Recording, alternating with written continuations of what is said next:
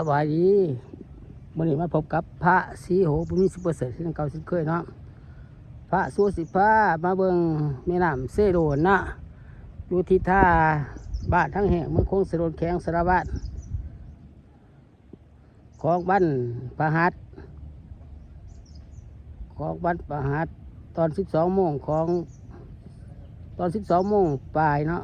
ของบ้านประหัตบ้านที่เศร้าไล่พามาดูมาส้มแม่น้ำเซโดนไล่พามาดูมาส้มแม่น้ำเซโดนนะบรรยากาศแม่น้ำเซโดนกะจากโง่บ่คือจังสีบกบด้วยคืนด่ะแม่น้ำเซโดนเด้อฝากติดตามช่อง YouTube ของพระศรีโหบุญมีสุประเสริฐเด้อกดไลค์กดแชร์เนาะกดติดตามเนาะไล่เอาบรรยากาศแม่น้ำเซโดนมาให้ดูให้ชมให้FCลาวไทยต่างประเทศเขาดูเข้าชมช่อง YouTube ของพระศรีโหบุญมีสุประเสริฐให้เด้อฝากบรรยากาศแม่น้ำเซโดนไล่เอามาให้ดูให้ชม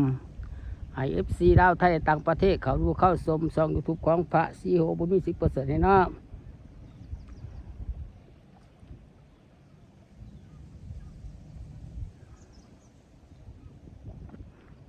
กดไลค์กดแชร์เด้อกดติดตามให้เนาะเป็นกำลังใจให้พระศรีโหบุญมีสุประเสริฐให้เด้อ FC ลาวไทยต่างประเทศขอให้เขาดูเข้าชมช่อง YouTube ของพระศรีโหบุญมีสุประเสริฐให้เนาะเอาฝากบรรยากาศของแม่น้ำเซโดนมาให้ดูให้ชมให้ FC ลาวไทยต่างประเทศเขาดูเข้าชมช่อง YouTube ของพระศรีโหบุญมีสุประเสริฐให้เนาะ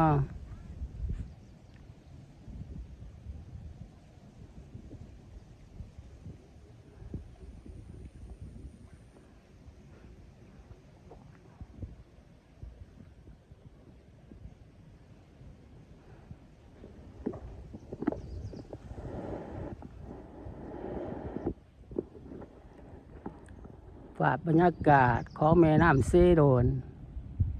ไล่อามาให้ FC ลาวไทยต่างประเทศขอให้รู้ได้ชมช่อง YouTube ของพระศรีโหบุญมีสุประเสริฐให้เด้อกดไลค์กดแชร์เนาะกดติดตามให้เนาะเป็นกำลังใจให้พระศรีโหบุญมีสุประเสริฐให้เนาะ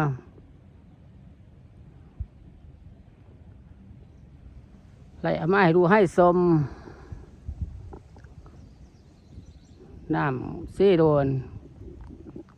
ของบัดประหัตเนาะตอนแรกของบัดประหัตตอน12 โมงปลายตอน12 โมงปลายของวันที่20ตอนที่8/2026ไล่เอาบรรยากาศมาให้ดูให้ชมให้ FC ลาวไทยต่างประเทศเขาดูเข้าชมช่อง YouTube ของพระศรีโหบุญมีสุประเสริฐเนาะ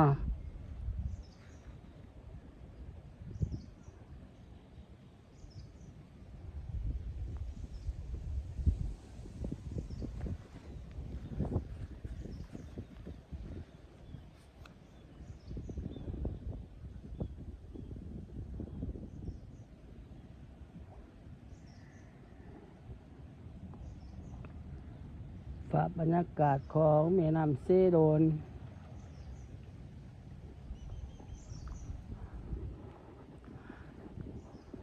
ถ้าบ้านทั้งแห่งเนาะเมืองคงสะโดนแข็งสารวัตรได้เอามาให้ดูให้ชมให้ FC ลาวไทยต่างประเทศเขาดูเข้าชม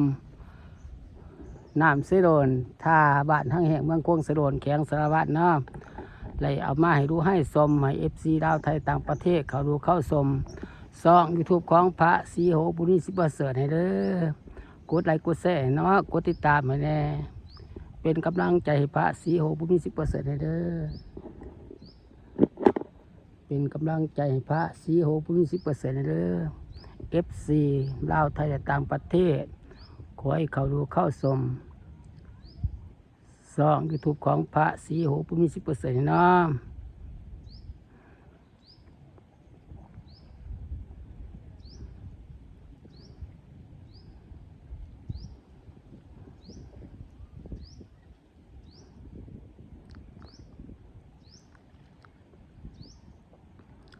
เลยเอาแม่น้ำเซโดน